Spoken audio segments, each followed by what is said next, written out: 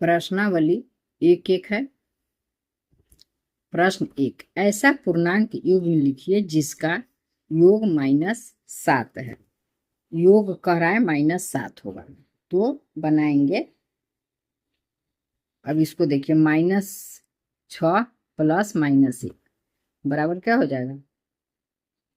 -6 plus minus minus -1 बराबर 6। 1 minus minus plus होता है तो 6 और 1 7, -7 आ गया। -7 तो इसका आंसर हो गया -6 प्लस -1।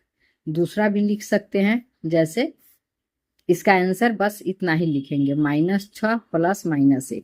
ये आपको समझाने के लिए है, ताकि ये लाकर दिखा दिए हैं कि -7 आ जाता है। इसका दूसरा आंसर भी हो सकता है। दूसरा आंसर भी लिख सकते हैं -5 प्लस -2। इसका तीसरा आंसर भी, इसको भी जब हल करेंगे तो 5 और 2 7 हो जाएगा, -7 आ जाएगा। फिर दूसरा आंसर भी हो सकता है -4 प्लस -3। फिर हल करेंगे -7 हो जाएगा। इसका दूसरा आंसर -3 प्लस -2। इस तरह से इसका और आंसर आप जो चाहे कोई एक आंसर लिख सकते हैं।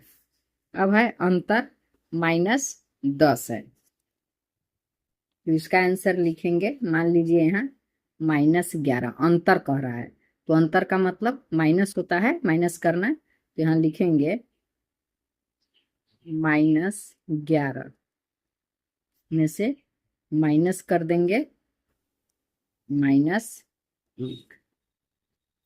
यही इसका आंसर होगा।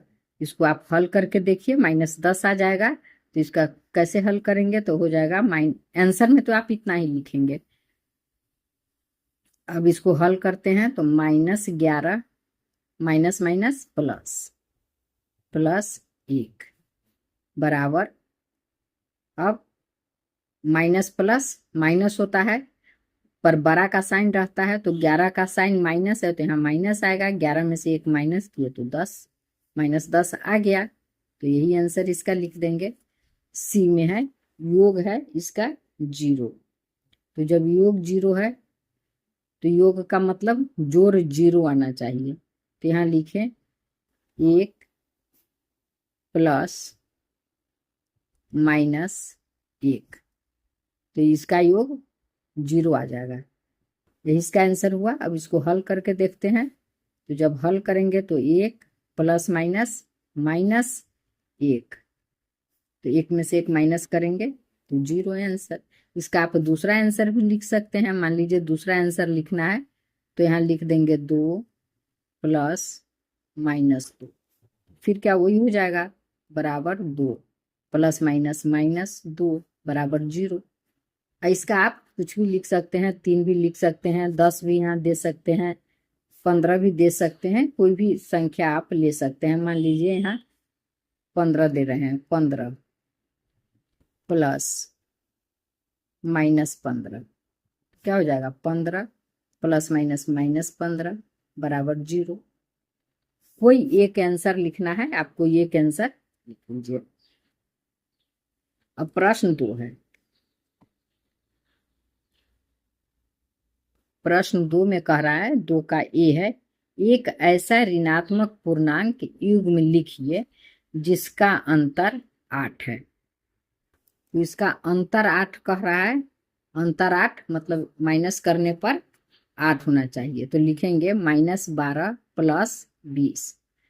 तो अब यहाँ माइनस प्लस माइनस होता है, माइनस प्लस माइनस, तो 20 में से 12 घटेगा तो 8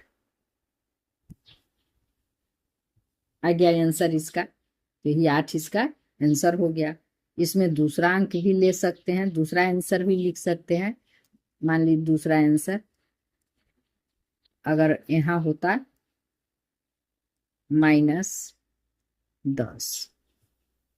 प्लस 18, तो फिर माइनस प्लस माइनस, तो 18 में से 10 घटाएंगे तो बराबर 8 बच गया।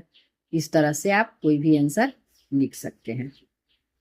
अब है बी। बी में कह रहा है, प्रश्न बी है,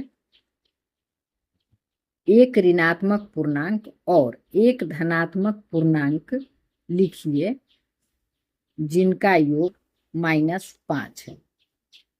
फिर बी में लिखेंगे तो मान लीजिए यहाँ से देख लीजिए 8 5 13 होता है, इस तरह से 5 का अंतर करके लिख लेंगे।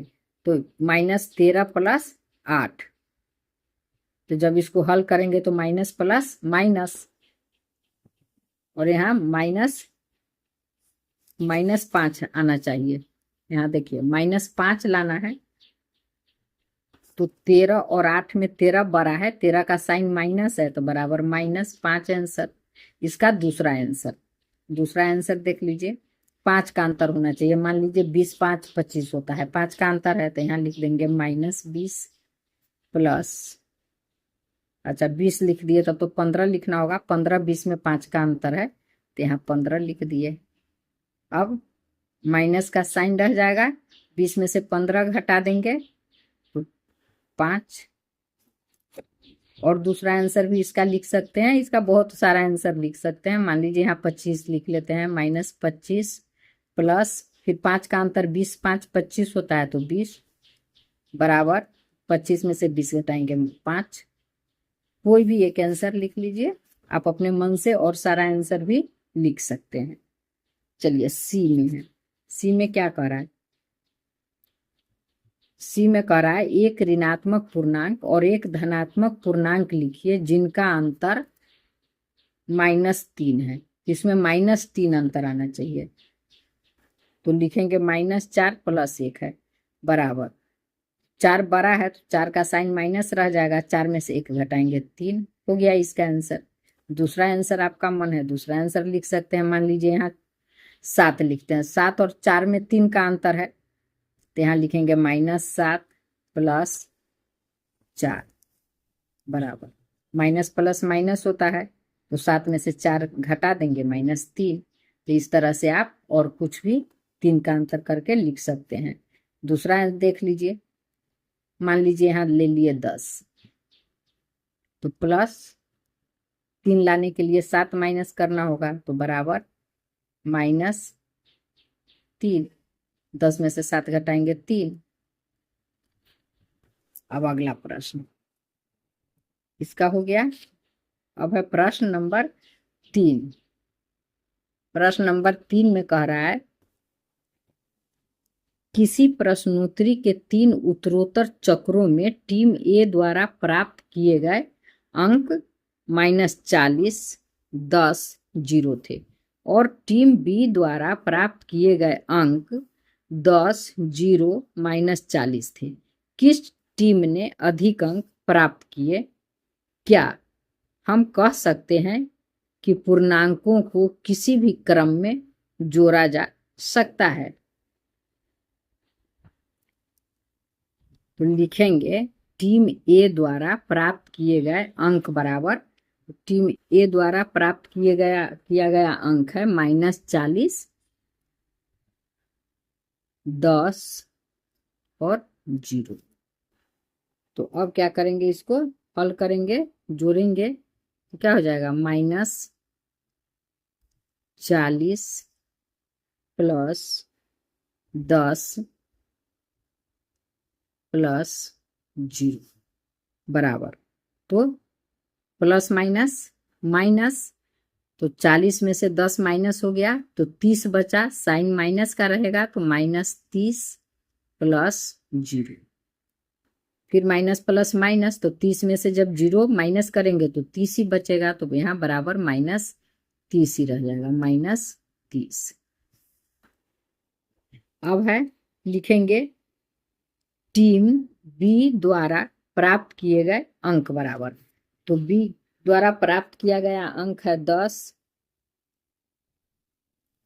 0 और -40। अब इसको प्लस करेंगे तो 10 + 0 -40 बराबर।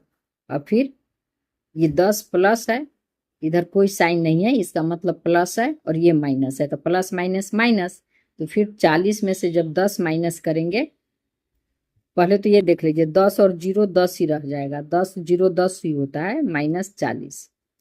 और प्लस माइनस माइनस, तो 40 में से 10 माइनस करेंगे तो 30, और साइन माइनस का तो -30।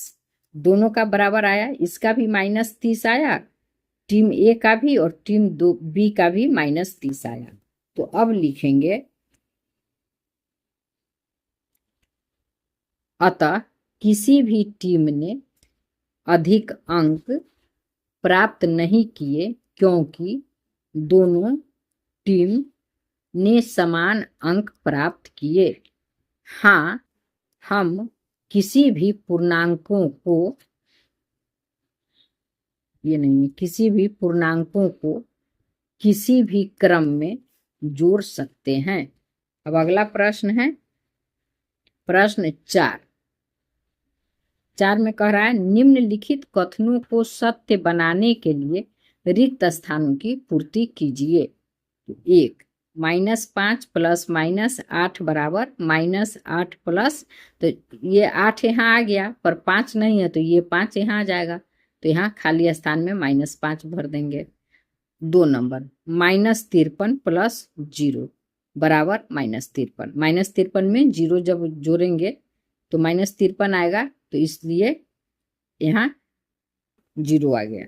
अब है यहाँ 17 + 17 में क्या हम जोड़ेंगे कि 0 आएगा, तो 17 जोड़ -17 जब जोड़ेंगे तो यहाँ 0 आएगा। जैसे इसको हल करके देख लीजिए, 17 मान लीजिए यहाँ 17 प्लस माइनस माइनस 17, 17 में से 17 माइनस करेंगे 0 आ जाएगा, 0 आ गया। ये तो समझाने के लिए नहीं लिखेंगे, तो यहाँ -17 भराएगा। इसमें देखिए 13 + -12 प्लस खाली स्थान है और इधर है 13 + -12 + -7, तो 13 और 12 तो दोनों में है, 7 नहीं है -7, तो ये -7 इसमें भर देंगे -7। 5 -4 + 15 जोड़ -3 है और इधर -4 जोड़ 15 है, तो बच गया ये 3 नहीं है, तो ये -3 यहाँ खाली स्थान में भरा जाएगा। धन्यवाद, फिर मिलेंगे एक्सरसाइज 1-2 के साथ।